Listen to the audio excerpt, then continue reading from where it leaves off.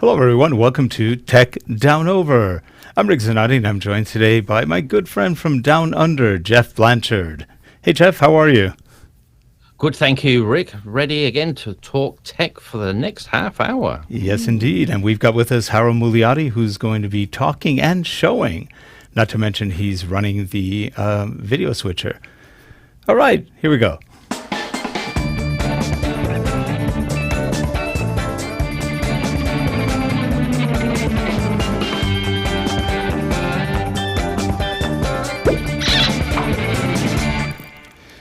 Gotta get dry quickly. This show is sponsored by Relate Corporation at www.relate.com, your training and video partner.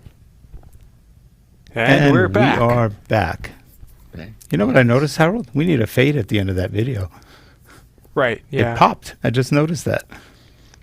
Anyway, hey, some announcements this week. The Blackmagic Design Pocket Cinema camera just came out. It looks essentially almost the same as the Pocket Cinema 4K, but this is the Pocket Cinema 6K. And I've been watching some tutorials on it and watching some initial comments, and I don't have the 4K. We almost thought about it. It's, for the price, the 4K was really good, $1,300. But the 4K is a micro 4/3 mount, meaning you put your Panasonic or Olympus lenses and you can adapt them to other things with Metabones or something else. But it's a 4K. It's a micro 4/3 mount. The new one, interestingly enough, is a Canon EF mount. So at the 6K level, they went with the full frame Canon mount, which means you can't use the EFS lenses without an adapter. Those are the APS-C sensor lenses, but you can use Canon EF lenses. So they made a choice to go with Canon on that one, which a lot of people are, well, not a lot. Some people are unhappy with. They thought they should have gone Sony. Other people thought they should have gone something else. But in essence, that was an interesting move because Canon's probably got the most lenses and probably the most number of users with those lenses. So it'll be interesting. What do you think, Geoff? Would 6K make your life better? I don't know. I was just trying to think of the market for this particular camera because they said who they aiming it at. But I still think, like you with this Canon mount, that probably is a wise decision because, like you said, the biggest range of lenses. But not only that, there's the biggest ranges of Canon adapters to mount it to it. Right. So if you get that, there's pretty much always going to be somebody doing an adapter for some other type lens. But if you go like the micro 4/3 like they did the last one, okay, how many is that going to be around that long? But look how long the Canon lenses have been around. They've been around sort of forever, that sort of style. Even the old manual lenses will still fit on that one. But Rick, who do you think is the market for this particular type of camera, even the earlier ones? I think really fanatical editors who just want a lot of extra croppability in the editing tool. I can't think of anything else. I mean, there are no real 6K TVs out, and they're not going to be out for a long time because the broadcasters only, several years ago really went to 4K, and they're not even yet all totally 4K. I'd say it's still a small minority that are doing 4K. So 6K, you're going to need a whole lot more bandwidth and a lot more compression to make it feasible. So I don't think we're anywhere near 6K, short of downsampling an enormous amount of detail to 4K. But can you see people buying this one to just take it as it is, like a normal camera, just holding it up and taking the video like that? No, because there's another caveat to this. If you shoot in 6K, you can only shoot in Blackmagic RAW. Oh.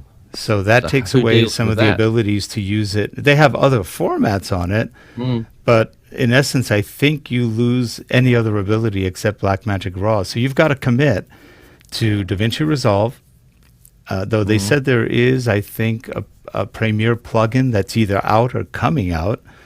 But other than that, you're going to be stuck with only one choice, which isn't a bad choice, but you would only have really one choice at this moment. So I don't know. I don't know who the real market is.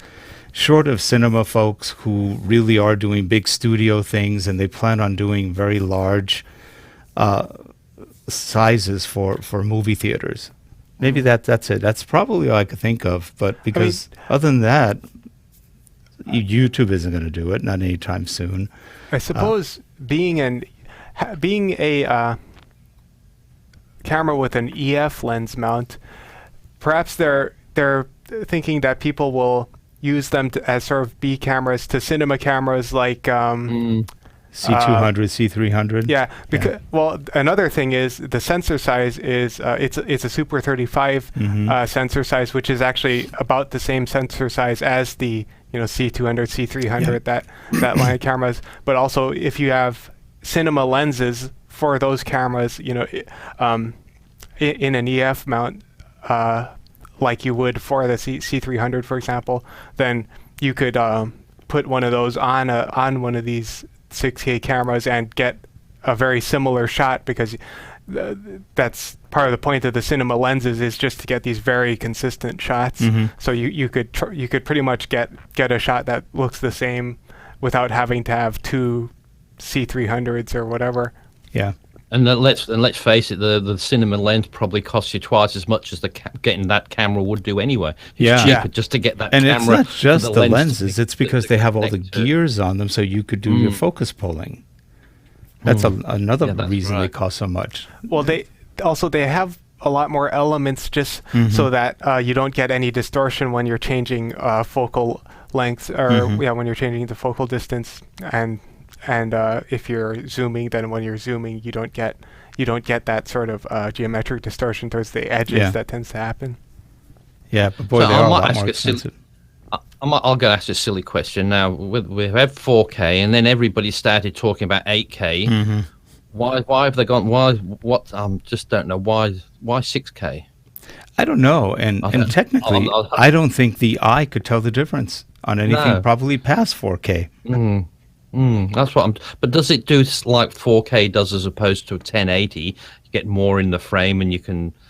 Probably. That's why I think from an editor's perspective, they could probably bring it down to 4K, but you've got more processing you need to do. So at that point, you're going to need a faster camera. I mean, a faster machine probably. So what they're going to get it up to eventually, they're going to get it so high that when they film these movies, there's just going to have one camera pointing at the scene and they'll have 50,000 shots in it because they can zoom into that core. So they'll just say, film this, and then they just take the whole thing. Just take the whole thing and just one camera. We have California in view. Yep. Okay. Start filming. But I thought that's maybe what, because you see all the time now. I said you see all the time now with people doing videos. All they're doing just because they're doing zoom ins and quick cut shots in and out, and it's just the one camera shot. They're just doing it because they can. They're moving from side to side. Well, there are some satellites that can take pictures of the small fonts on a contract from space. It's amazing what they can do with optics, and it's just mind-boggling. Which is really irritating, because a satellite up there can see better than I do on a contract. Jeez, it's just like the thing that annoys me with that, it can see the contract that you're signing, but if the force is looking for criminals, they can't find them when they want them. No, interesting how that works out. They can find the contract you're signing. They can pinpoint, zoom in onto that. But if there's a person of interest that they want, they can't seem to find them for years. So no. Especially if they're related to politicians, it's over. You can't find it. Anyway, well, hey, so much for the Pocket Cinema 6K. And interesting. I don't know how well it'll sell or to who. But it's an interesting camera. Would it be? And the price, by the way, went from $1,300 for the 4K to $2,400 or $2,500 for the 6K. So it is more expensive, but considering what you get, it's a good deal if that's what you want. It's about $3,300 in my money, probably. Yep. Unless you can go to Blackmagic and say, I want an Australian dollar price of this, and they got to make it cheaper. I don't know. That will be the Australian, because the thing is just the American dollar buys more, so that probably would be the same. So anyway, for you folks watching, we were talking last week about some of the video editing tools and how the interfaces look and also how they perform. And we thought we'd give you a demo kind of a working demo of Adobe Premiere Rush. This was announced this year during Adobe Max, and it's a cool, kind of fun tool to use. It's a simple interface. So I think Harold has it up already. Yes, this is the Create Project screen. Yeah, Harold is going to be demoing the tool, and this runs on iOS, on Macs, Windows PCs, iOS phones and tablets, and soon to come, Android. So they have everybody covered. The iOS tablet or device interface is for fingers, so it's actually pretty well designed for finger touching. It has a couple of weirdnesses for being on a desktop, which you'll see pretty soon once Harold gets into it. Harold, do you want to start kind of showing? Yeah, let's see. It's being a little funny with letting me push the buttons here. Okay. So we're just using some of these. They give you sample clips to kind of figure out the interface and go through their tutorial with. So you've already dragged some stuff out. Yeah. So Yes, we're gonna do it again. audio is coming out a little funny through vMix. Yeah. I think it's the streaming that does that. I think probably a bit. Yeah. So as you can see, it does this kind of magnetic timeline-like stuff where when you move around clips, right, then the other ones get shuffled around rather than just getting overridden by default.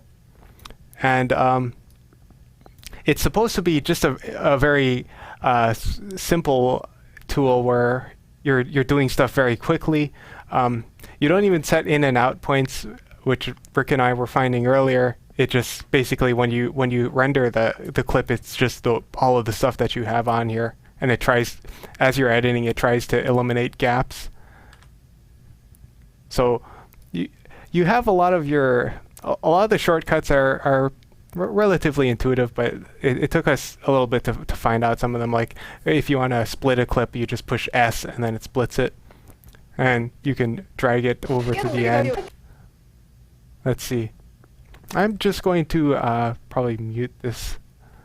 And we all like the cute girl, so we're focused on her a lot. I'm going to mute these clips because the sound is, well... It's kind of staccato, isn't Yep, it? it's not quite working right, so... But for example, you can go up to the top, depending on what you're doing right now. Let's show how to do transitions real quick. Yeah, so they've got the... they've got their transitions panel over here, and by default they're just showing you these three very simple transitions. You can just do like a cross dissolve, for example, between clips, and then fade to black and fade to white. Now is there a button up there in the upper there's a button somewhere you can bring in more transitions. I'm not sure exactly where. I thought it was near the transition area, but towards the top. I'm not seeing it. And with that one, Harold, does it work the same way as Premiere, that you can just leave your media in place, or do you have to import it properly, or can you just point to the media? Well, so as I showed at the beginning, you can go into a folder and set the ones that it'll create the project with, but you can also just add media. You can drag it in, but that's going to look funny here, so I'm not going to do that. But you can. But I mean, does it leave it in the place where it stores and just it refers to it, or does it? Yes. For some of them, take a copy into that program and doubles up your media things. Yeah. But, most this of the one major will ones just link them. It's actually the way it's doing stuff sort of under the hood is similar to Premiere. It actually just uses Premiere project files. So a lot of the way it works actually is just similar to Premiere. It's just giving you a different interface. In fact, this is also tied into Creative Cloud. Yes. So, for example, once you have this, if you have an account with Creative Cloud, it can store all of your video clips on the cloud. And wherever you are, let's say you you live in Melbourne, and then you're in Los Angeles for a business trip. And guess what? Now you just go into the cloud and your video is all there ready for you again. You can open it to the same timeline. Yeah. that's And good. because it uses the Premiere project files, if you want to, you actually can just open up the project in Premiere itself. I Oh, wonder you if can could do. So you, I wonder you if- can. But you can't go backwards, right, from Premiere to Rush? I wouldn't think so. We haven't tried it. You know, I haven't tried it. I kind of suspect it would cause, Havoc. I would, yeah. because That's one way the to thing put is, as well, you go in Premiere from opening a Rush thing in Premiere. Well, it hasn't got much in it. Whereas if you get open one in Rush, there's tons more stuff in Premiere, so you're bound to crash it, or Yeah. you wouldn't see, or maybe you wouldn't see half of it because it said, "I'll show you this, but I won't show you that. I'll show you this, but they've applied this that doesn't work in Yep. that one." So But Yeah. I don't know, Harold, did you show how to do the transition? Or Yeah. we actually, there you go. Yep. So that's the So you just transitions. drag the transition over it and boom, you're ready. And they've also yeah. got, similar to Premiere, you can just select, the space between clips, or select your clips and push Control D, and it'll put in a default transition, which by default it's just going to be a crossfade between clips. Now another thing As- you as can do, opposed we to won't Mac do control. we won't do it here because we're having some audio issues with this. But if you go up to the top where you can add more media, it gives you choices of where you can add from. There you go. Yeah, and as you can see here, they have the voiceover option. It's not going to record anything right now just because we don't really have the microphones set up in such a way that it will record here. But as you can see, it's created this other audio track down here at the bottom. It's got a record button. So when you click that, it'll actually count down, and then it'll start recording. And you can just record voiceover. And you can do things like, let's see, will it show it without? Yeah, you can, for the video clips and stuff like that, you can go into them and you have these advanced audio options. It doesn't give you a whole lot, but you can auto duck, which when you're doing the voiceover is useful because you can add voiceover to clips and then have the other audio automatically duck so that you're not, you can hear your voiceover and clearly. we tried it earlier. It worked beautifully. It actually completely lowered the volume of, not totally, but probably 80% lowering of the volume on the clip that you're under or that's over you on the timeline. It has your voiceover, and then as soon as you're done talking, it automatically brings it back up.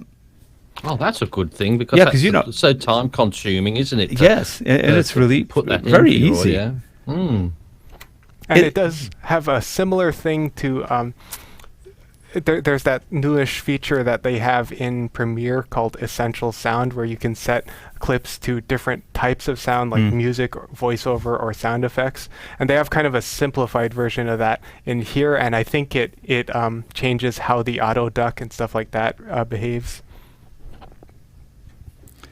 Now, Geoff, this, I don't know if you've tried this yet on your Mac, your iMac, but this does run on an iMac as well, and also iPhones. I haven't tried it yet, but I'm going to do it this weekend. I'm getting ready to have a play of it this weekend. Yeah, especially with the. I haven't tried the finger one yet. I'm going to load it on the iPad Pro this weekend too, and just try it with my finger to see how it works. There is one bug. Well, not a bug. I think it's just a lack of. They forgot to do it. Harold, what's one of the most irritating things of this? Well, the thing is, you've got these different areas. You've got the timeline. You've got the program monitor, and you've got the properties panels here. And clicking on one pulls away focus from all the others.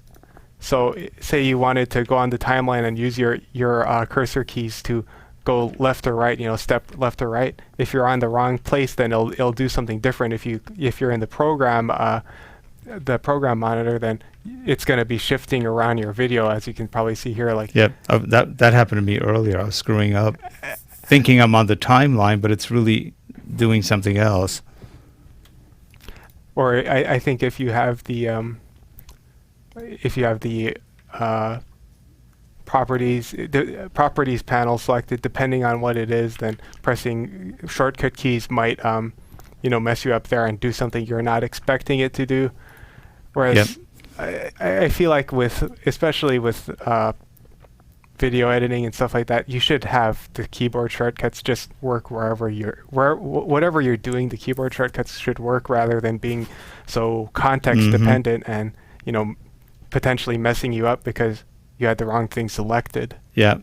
Now, there's also another thing. On the tracks, you see we only have one track now, but if Harold were to drag something like a title in, and if he goes to the titles in the right-hand side, there's a whole mess of title presets that they give you. In fact, they give you quite a few presets for titles, for picture styles, or coloring. Let's go to titles, and then I think you can put a title over a clip, and it shows up on the track over it. Yeah, I've got it here. And let's try some of their... as you can see, they give you quite a lot of preset styles here. So they're trying to make it really easy to just put in your titles, put in, bring in info so that you can call out parts of the video and that sort of thing. I don't know exactly how many there are here, but there's quite a few. Why don't we drag one on just to show quickly how... I've never tried that. There you go. With titles, I've never really taken much notice, but by the looks of it, I'm thinking on all the other ones, when you drag a title on the top, it stays there. It won't change. You have to delete one and drag that one. That's replacing it with the one you're clicking on. Right. I don't think that's a feature on any of, even on Premiere. I don't think it does that. You drop a title on and that's it. If you want another one, you've got to drag the different one on. Or have I just not seen that before? But that looks like a good feature that you can just put Premiere that title does have a new title editor that I think came out last year, and a lot of people aren't. I don't know. A lot of people are happy with it. A lot of people aren't. It's different. It's probably more like this. So I find this pretty easy. It's not hard to work with. I honestly still mostly use the legacy title editor in Premiere just because I tend to not trust new features from Adobe too quickly. It's like, for example, with Photoshop and Illustrator, I'm still using their legacy save options because those will kill you off far more seldom than their newer ones, which tend to have glitches. Yeah, man is But the title thing, the title thing in Premiere is so good that you can put little lines and do your own little handiwork in it quite quickly and customize it quite nice. It's almost like a mini Photoshop. Yeah, it is just for titles, isn't it? And that's what I like with it. With just a few keystrokes, you can make your own basic title, but make it look really nice without too much work. And because he put that on the top, it's pretty much like Final Cut Pro in this respect. Yeah. If he deletes clips, that title is going to be stuck exactly where he put it, so it'll continue trying to do what it can do. So, Harold, if you delete the bottom clip below the title, does it take the title with it? So if you go to the clip below, if you delete that... I don't think so. Wait, let's see. No, just leave... Yeah, it takes the title, so it's magnetically stuck to the clip the same way. It is like the magnetic timeline because there's this little connection between the two. But there's a Control-Z for all good things, and it comes back. Oh, good, yes. That's what we all need. Now, there is a thing underneath. If you want to see the audio files, if you go to the lower left of the screen, you can press a button to see more tracks. Let's see. I've done it. However, I'm not sure if it's because the title's here, but it's not doing what it... Let me just delete this title. No, it should be doing it with the title, too, because they were showing 7 or 8 tracks. Well, right now it's showing us 5 total. 5 total? Okay. Yeah. And I think maybe if you have more in there, it'll show you more extra tracks so that you can drag things in, or so you can just see the audio waveforms more easily, that sort of thing. But it's definitely a fun little tool. What else does it have that's different? Like, for example, coloring. They do have these color presets that you can just and they're instant and they're not bad. They're similar to if you're not familiar with, if you're watching and you're not familiar with what a LUT is, a lookup table. It's along the same lines. It maps colors to your piece based on these presets, which are like LUTs. So it's very quick. And you can make your own presets within this and then save them if you need to. So that's a time-saving thing, so that you can just if you have a bunch of you're going to make a bunch of clips from footage taken at the same place or something like that, then you can just use your preset and pop it in. And let's say you want to drag part of a clip that you like let's say we were doing this earlier with the girl. She's cute. So we decided to, right when she starts going, I don't know what she says, sardas or whatever she's saying, right there we did a split. So we split the frame when she starts raising her arms. Well, let's see. I actually did that earlier, so let me Okay. see if I can rejoin those. Oh, well, I'll just extend this out. And then you can copy or duplicate that clip that you cut out and put it somewhere else. So you can have her, let's say you want to have something on a video, somebody says the same thing over and over and you think it's funny or cute. You can put that many, many times without having to drag the whole clip, but just drag that portion that you copied. Yeah, so this is the duplicate button, which I don't think they have a keyboard shortcut for, which is a little bit of a bummer. But so you can duplicate and you can just drag it somewhere else, that sort of thing. And Harold, does that have it when, like that first clip where you color graded it, put something else on it? Can you copy that clip and special paste the attributes to everything else? So if you just work on one clip, you can apply that same, or is it? I know that's getting it probably a bit too advanced. I actually tried that. Let me. So if you go the first clip where you had the color grading, and then you copy it, and then when you click on another, and then it's usually a control paste attributes, but it's not. Yeah, it's not working here. Let's see. No. They don't actually have like a right click menu, and also the keyboard shortcut Alt V that you use for that in Premiere isn't working. So I'm not sure if they don't have that. I hadn't actually tried to do that before. They might not anyway, because this is supposed to be one to make it not so complicated. Right. So you would think, to me, I wouldn't put too much in it, because you want people to be able to say, this is quick and easy, I'll use that. And if it's not quick and easy, because the people who can get this have access to Premiere as well. So yes. If you want something more involved, you'll just use Premiere. But this is where you just say, I just want to throw this together, do it in 15 minutes rather than going through all the other complications. And Geoff, what they said is this was really designed more for the YouTube type blogger. To get things up real quickly into YouTube or something similar. Yeah. And as far as publishing, it's also very simplified. They just give you, basically, it'll save it to MP4 with an AVC codec, and that's the option they give you. You can change the resolution, you can change the frame rate, audio channels, and they just have like 3 different quality settings. So I would say, for uploading something to YouTube, you would probably just want to do you would probably just want to either do the direct YouTube publish here, or you could just export it to the MP4 with AVC and just do it high quality, because I feel like if you want to compress it more, you would probably just want to use a more full-featured thing like Media Encoder or Handbrake or something like that anyway. Yep. So Howard, do you want to come back to the screen? Yeah.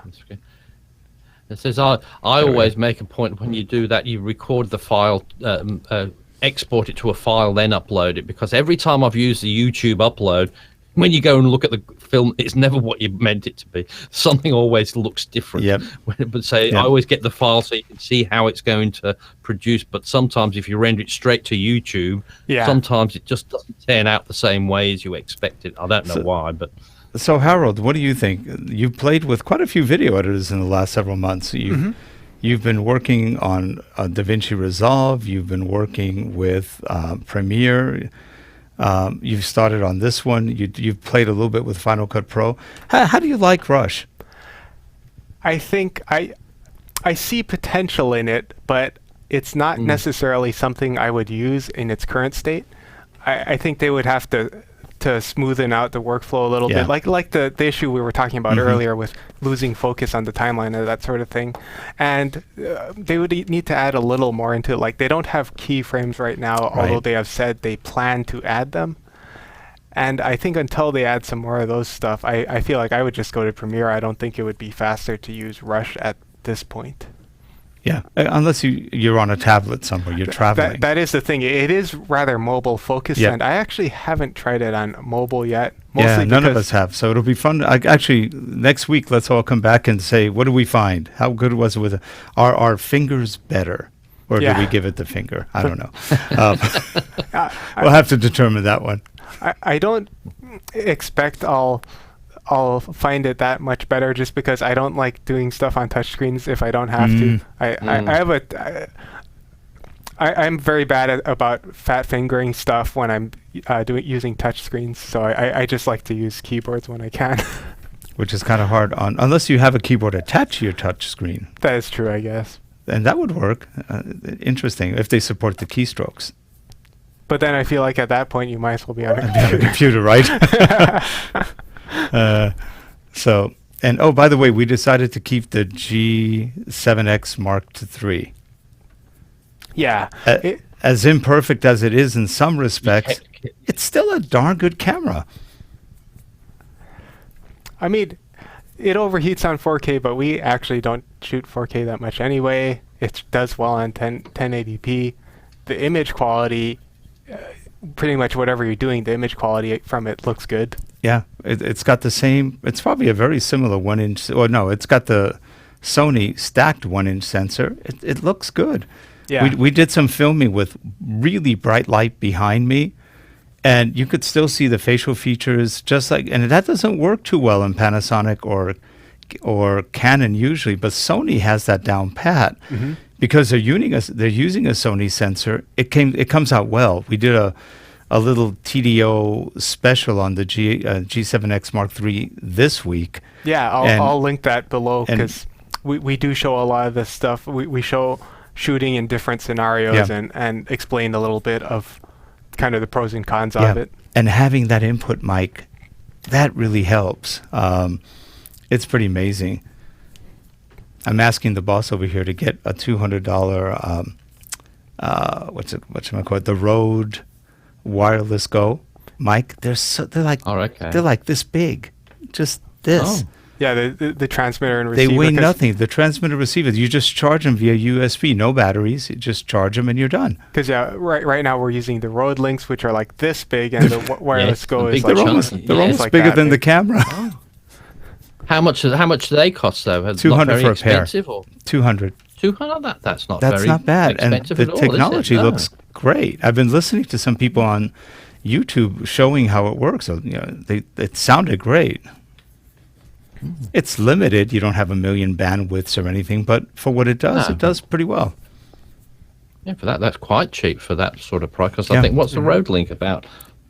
$300. The or Rode something Link was like that, about isn't it? $400, I think. 400, yeah, something like that. So, yeah, I think I not paid cheap. $600 or $700 for the double. So the B&H special where you get 2 receivers and 2 transmitters, and I think that was it was under $800. I know that, and so that wasn't a bad price because that same thing with Sennheiser would have cost me $1,600, which we have the Sennheisers, but it's double the price. Now, mind you, the Sennheisers maybe sound a bit better and have more features, Yes. but for 99% of the shoots, you don't really need anything super, feature And rich. the thing as I found out with the Sennheisers is they do a great job, but if you don't set them up, don't spend time setting them up correctly, they do a woeful job. Whereas That's right. the Rode Link, Yeah.